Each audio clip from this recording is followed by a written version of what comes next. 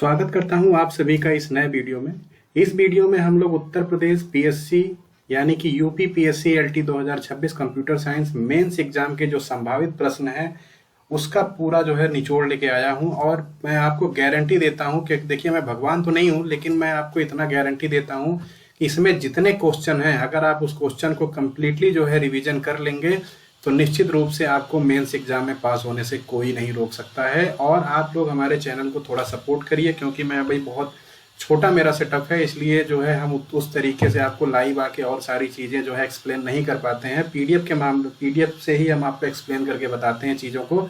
तो यहाँ पे देखिए, उत्तर प्रदेश पीएससी में आपका जो है एलटी 2026 का जो कंप्यूटर साइंस का 16 तारीख को एग्जाम लगा हुआ है, जो उसके मेंस एग्जाम है, जो प्री क्वालिफाइड करके मेंस में गए हैं उनके लिए 20 क्वेश्चन ऐसे हैं जो एग्जाम में पूछे ही जा सकते हैं। यानी कि अगर उसको आप कंप्लीटली देख लोगे तो निश्चित रूप से ये आप मान के चलिए कि आपका एग्जाम निकला हुआ है, क्योंकि कंपटीशन बहुत कम है।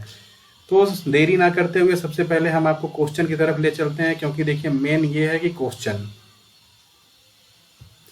तो यहाँ पे देखिए क्वेश्चन में है आपका संभावित प्रश्न है यूपी पीएससी आयोग द्वारा संभावित प्रश्न यूपी एलटी मेंस एग्जाम के लिए है। यहाँ पे क्वेश्चनों की सीरीज हम आपको दिखा देते हैं। ये क्वेश्चन अगर आप कवर कर लेंगे तो आपको दिक्कत नहीं होगी। प्रश्न संख्या 1 में ये पूछा गया है कि प्रोसेस और थ्रेड्स में अंतर स्पष्ट कीजिए। ये मैं आपको वो क्वेश्चन बता रहा हूँ कि जो 8 मार्क्स के आएंगे और आपको 125 शब्दों में लिखना होगा। 125 शब्द में आपको लिखना होगा। ये वो वाले क्वेश्चन है। देखिए पहला क्या है, प्रोसेस और थ्रेड में अंतर स्पष्ट कीजिए। ये आपको जो है लिखना है, और मैं आपको अभी अंत में स्लाइड में भी बता दूंगा कि किस तरीके से आपको जो है इसका इंट्रोडक्शन लिखना है, फिर मेन बॉडी लिखनी है, फिर आपको कंक्लूजन लिखना है। अगर आप उस तरीके से लिखेंगे तो एग्जामिनर जो है, क्योंकि देखिए एग्जामिनर भी इंसान ही है, ठीक है। एग्जामिनर को जो हाईलाइटेड चीज़ें जो पूछा है अगर वो आपके आंसर में मिल जाएगा तो निश्चित रूप से आपका नंबर जो है बढ़ जाएगा। प्रश्न संख्या अगर दूसरे की बात करते हैं तो यहाँ पे आपको टीसीपी और यूडीपी में अंतर पूछा गया है, ये आपको लिखना है। प्रश्न संख्या तीसरे की अगर बात करें तो यहाँ पे आपको कंपाइलर और इंटरप्रेटर में अंतर स्पष्ट कीजिए, ये आपसे पूछा गया है। प्रश्न संख्या 4 की अगर हम बात करते हैं तो यहाँ पे ओएसआई मॉडल की जो 7 लेयर होती है उसको आपको समझाना है। ओएसआई मॉडल की जो 7 लेयर होती है उसको आपको समझाना है, क्योंकि बहुत डीप में नहीं जाना है। क्योंकि इसमें देखिए ओएसआई पहले आप लिखेंगे, फिर उसकी 7 लेयर को लिखेंगे, फिर उसके बारे में जो है आप थोड़ा थोड़ा 1-2 बिंदु लिख सकते हैं। वहीं पे क्वेश्चन संख्या 5 की बात करें तो डेटा स्ट्रक्चर से आपसे क्वेश्चन बनाया गया है, और वहाँ पे जो है स्टैक और क्यू के बारे में आपको समझाना है। यानी कि Q first in first out और स्टैक जो है लास्ट इन फर्स्ट आउट, ये आपको समझाना पड़ेगा। वहीं पे क्वेश्चन नंबर 6 की अगर हम बात करते हैं तो यहाँ पे आपसे देखिए प्राइमरी की और फॉरेन की के बारे में जो है आपसे पूछा गया है, और आपको उदाहरण सहित समझाना है। यहाँ पे आप जो है फॉरेन की को क्या करेंगे कि आप जो है 2 स्लॉट बना लेंगे, 2 टेबल बना लेंगे और उसके बीच में मार्क कर सकते हैं। वहीं पे प्रश्न संख्या अगर 7 की बात करते हैं तो वहाँ पे आपसे कंप्यूटर की मेमोरी के प्रकारों के बारे में आपको समझाना है। कंप्यूटर की मेमोरी के प्रकारों के बारे में आपको अच्छे से समझाना है, और थोड़ा सा उसमें हाईलाइट कर देंगे तो एग्जामिनर का ध्यान आपके आंसर की तरफ बढ़ सकता है। यहाँ पे देखिए आईपी एड्रेस क्या है और इंटरनेट प्रोटोकॉल वर्जन 4 और इंटरनेट प्रोटोकॉल वर्जन 6 में अंतर आपको बताना है। तो यहाँ पे देखिए ये तो मैं आपको यहाँ पे 32 और 128 का रहता है, और उसके साथ साथ आपको और भी चीज़ें समझानी पड़ेंगी। प्रश्न संख्या 9 की अगर हम बात करते हैं तो यहाँ पे बाइनरी, डेसिमल, ऑक्टल, हेक्साडेसिमल के बारे में आपको समझाना है। इसमें आपसे ये भी पूछा जा सकता है कि ये चीज़ है इसको आप ऑक्टल में कन्वर्ट करके दीजिए, ये डेसिमल है इसको हेक्साडेसिमल में कन्वर्ट करके दीजिए, ये बाइनरी है, इस तरीके से आपको पूछा जा सकता है। वहीं पे प्रश्न संख्या 10 की बात करते हैं तो यहाँ पे बाइनरी सर्च और लाइनर सर्च के बारे में जो है लीनियर सर्च के बारे में आपको अंतर स्पष्ट करना है, और मैं आपको अभी लास्ट वाली स्लाइड पे बताऊंगा कि किस तरीके से आपको जो है आंसर को लिखना रहेगा, क्योंकि वहाँ पे सीमित आपके पास बुकलेट रहेगी। ये नहीं है कि आपका रजिस्टर है आप जितना मन करे उतना लिखते चले जाओ, ऐसा कुछ नहीं होगा। 8 नंबर के क्वेश्चन रहेंगे, 125 शब्दों में आपको लिखना पड़ेगा। वहीं पे अगली स्लाइड में चलते हैं, और यहाँ पे जो है आपके लिए जो ये क्वेश्चन बनेंगे ये बनेंगे आपके 12 नंबर के। ये क्वेश्चन आपके 12 नंबर के बनेंगे, और ये आपको 200 शब्दों में लिखना होगा। प्रश्न संख्या अगर हम 11 की बात करते हैं तो यहाँ पे पूछा गया है कि ऑपरेटिंग सिस्टम क्या होता है, इसके प्रमुख कार्य क्या होते हैं, ये आपको समझाना है। और प्रश्न संख्या 12 की अगर हम बात करते हैं तो यहाँ पे सॉफ्टवेयर डेवलपमेंट लाइफ सर्किल के प्रमुख चरणों की व्याख्या कीजिए, यानी कि स्टेप बाय स्टेप आपको समझाना पड़ेगा। वहीं पे प्रश्न संख्या अगर हम 13 की बात करते हैं तो नॉर्मलाइजेशन क्या है, first normal form, second normal form, third normal form और BCNF नॉर्मल फॉर्म के बारे में आपको समझाना पड़ेगा, क्योंकि ये जो है तीसरा वाला और ये जो है आपका ये काफ़ी एडवांस लेवल का है, ये आपको समझाना पड़ेगा। वहीं पे क्वेश्चन नंबर 14 की बात करते हैं तो यहाँ पे ऊप्स के बारे में जो है आपको बताना पड़ेगा और इसके प्रमुख जो है 4 सिद्धांत को कम से कम आपको समझाना पड़ेगा। क्वेश्चन नंबर अगर हम 15 की बात करते हैं तो यहाँ पे SQL क्या है, SQL में कितने बेसिक कमांड जो हैं वो होते हैं, उसी के साथ साथ आपको DDL कमांड, DML कमांड में क्या क्या आता है, DCL कमांड में क्या क्या आता है और TCL कमांड में क्या क्या आता है, ये सारी चीज़ें आपको समझानी पड़ेंगी। उसी के साथ अगर हम प्रश्न 16 की बात करते हैं तो यहाँ पे आपको साइबर सिक्योरिटी से पूछा गया है क्वेश्चन, और साइबर सिक्योरिटी क्या है और प्रमुख साइबर जो है थ्रेट्स को समझाइए आपको, ये आपसे पूछा गया है। वहीं पे क्वेश्चन नंबर अगर हम 17 की बात करते हैं तो यहाँ पे क्लाउड कंप्यूटिंग क्या होता है, इसके लाभ के बारे में आप हमको बताइए। और वहीं पे क्वेश्चन नंबर 18 की बात करते हैं तो नेटवर्क सिक्योरिटी में फायरवॉल क्या होता है, इसके कार्य प्रणाली को आपको समझाना पड़ेगा। कोशिश करिएगा कि थोड़ा सा अगर आप मैप बना देंगे तो आपका काम और अच्छे से हो जाएगा। वहीं पे क्वेश्चन नंबर 19 की बात करते हैं तो यहाँ पे सिमेट्रिक और एसिमेट्रिक इनक्रिप्शन में जो अंतर होता है वो आपको समझाना पड़ेगा। और उसी के साथ साथ क्वेश्चन नंबर 20 की अगर हम बात करते हैं तो यहाँ पे डेडलॉक क्या होता है और डेडलॉक प्रिवेंटेशन की विधियों को आपको समझाना पड़ेगा। ये वो संभावित क्वेश्चन हैं जो आपको 16 तारीख को एग्जाम में देखने को मिलेंगे। इसी के साथ अगली स्लाइड पे चलते हैं और वहां पे हम आपको और चीजें समझाने का प्रयास करते हैं कि देखिए जो आपके 8 मार्क्स के क्वेश्चन हैं उसको आपको 125 शब्दों में लिखना पड़ेगा, 125 शब्दों में लिखना पड़ेगा। यहाँ पे सबसे पहले आपको क्या करना है, पहला पॉइंट आपको देना है वहां पे इंट्रोडक्शन,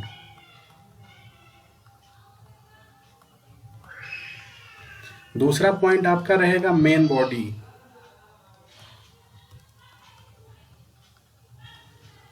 और तीसरा जो रहेगा वो आपका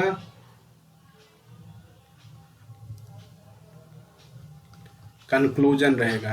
तो ये चीज रहेगी, आपको आंसर राइटिंग में लिखना है। वहीं पे अगर आप थोड़ी सी मैपिंग कर देते हैं, मैपिंग में आप अच्छे से समझा देते हैं, इन दोनों का आप रिलेशन बता देंगे, और वहाँ पे मान लीजिए कोई भी वर्ड आपको लिखना होगा, जैसे मान लीजिए आपने मेमोरी को लिख दिया है और उसमें जो है इंपॉर्टेंट है मेमोरी, तो इसको आप अंडरलाइन भी कर सकते हैं या फिर डबल इन्वर्टेड कामा में भी लिख सकते हैं। यहाँ से क्या होता है कि एग्जामिनर जो है का ध्यान यहाँ पे पहुँच जाता है, तो इस तरीके से आपका जो है चीज़ें जो है वो एग्जामिनर समझ जाता है कि हाँ हमने जो पूछा है वो आपको आया, मतलब आता हुआ है। तो 8 मार्क्स के क्वेश्चन रहेंगे, 125 नंबर के क्वेश्चन रहेंगे और आपको जो है इस तरीके से लिखना रहेगा। कोशिश ये करिएगा कि देखिए क्वेश्चन आपका लिखा हुआ आएगा, जैसे ये आपकी बुकलेट रहती है, ये आपकी बुकलेट रहती है, तो यहाँ पे एक ऐसे ऐसे लाइन बना रहेगा और एक लाइन यहाँ पे ऐसे ऐसे बना रहेगा, यहाँ पे आपका क्वेश्चन पहले से ही लिखा रहेगा।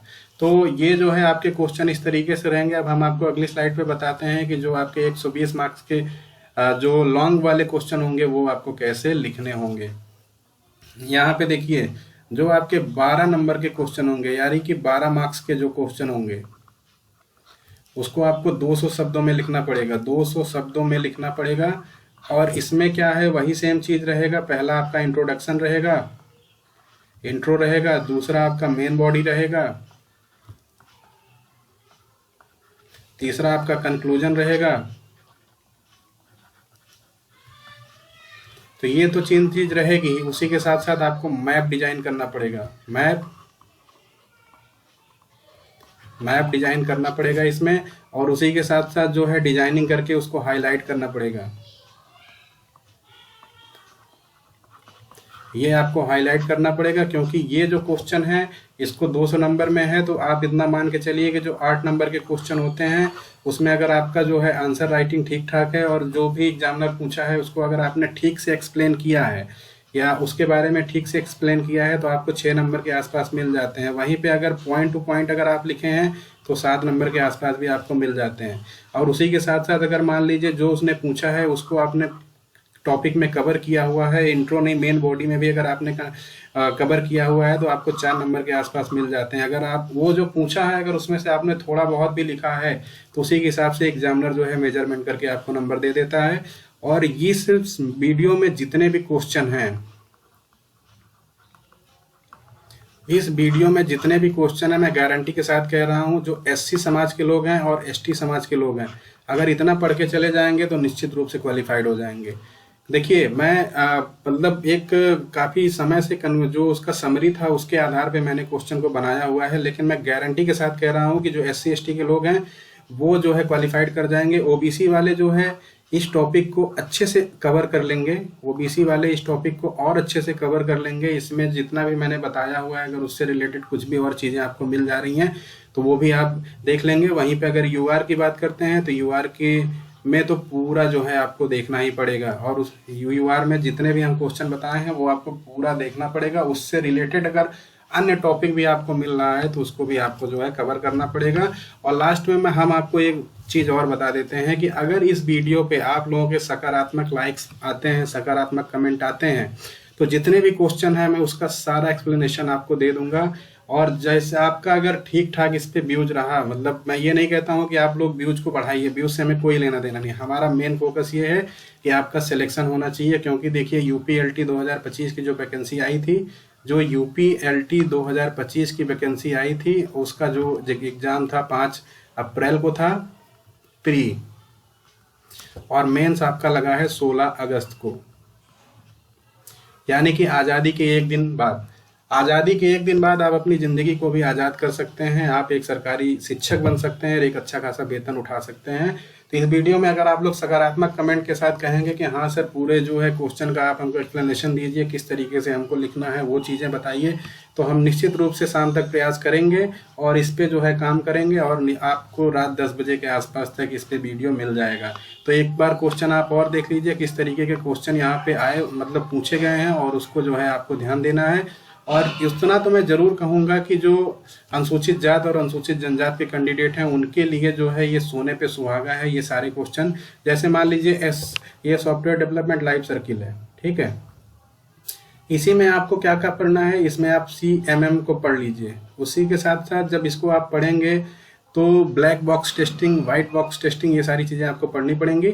और नॉर्मलाइजेशन में आप यहाँ इससे ऊपर अगर नहीं पढ़ेंगे तब भी आपको कोई दिक्कत नहीं है। ऑपरेटिंग सिस्टम को आपको अच्छे से पढ़ना पड़ेगा, मेमोरी को आपको अच्छे से पढ़ना पड़ेगा। तो सारे जो मैं आपको टॉपिक बता दिया हूँ वो टॉपिक आप जो है अगर कवर कर ले जाएंगे, क्योंकि 16 तारीख को एग्जाम है, आपके पास कल भर का समय है, आज रात भर का समय है, कल भर का समय है, तो उसमें जो है आप अच्छा कर ले जाएंगे। क्योंकि कंपटीशन बहुत कम है, कंप्यूटर साइंस के जो विद्यार्थीगण हैं आधे से ज़्यादा तो वो आपके प्री में ही फेल हो गए हैं, तो जिसके नाते कंपटीशन बहुत ज़्यादा कम है।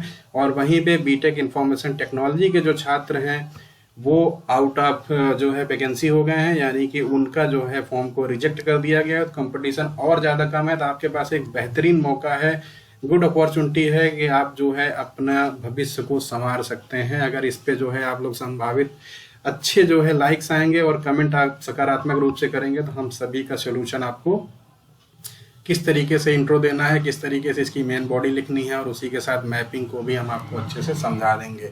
और जो भी छात्र हमारे चैनल पर नए हैं इस वीडियो को अधिक से अधिक शेयर कीजिए, ताकि जो है जो मेंस की तैयारी में लगे हुए हैं वो लोगों तक ये वीडियो पहुंचे और ये टॉपिक को कवर कर लें और अपनी एक सरकारी सीट को पक्की कर लें। परिवार से जुड़ने के लिए आप सभी का बहुत बहुत धन्यवाद। कोई भी डाउट होगा तो आप हमारे टेलीग्राम ग्रुप पे जुड़ के आप हमको जो है सवाल कर सकते हैं, हम आपको उसका आंसर आपको देने का पूरा प्रयास करेंगे। तो अपनी तैयारी ये आपके लिए जो है यूपीएलटी मेंस का जो है सिर्फ आपको आज रात है और कल सुबह है। कल सुबह का मतलब कल पूरा दिन है, पूरी रात भी रहेगी, तो क्योंकि रात में आपको सफ़र वगैरह करना होगा, तो कल का पूरा दिन है, आज की पूरी रात है। अगर इसमें जो है आप अच्छे से कर ले जाएंगे तो निश्चित रूप से आपकी सरकारी सीट पक्की है, कोई नहीं रोक सकता। परिवार से जुड़ने के लिए आप सभी का बहुत बहुत धन्यवाद।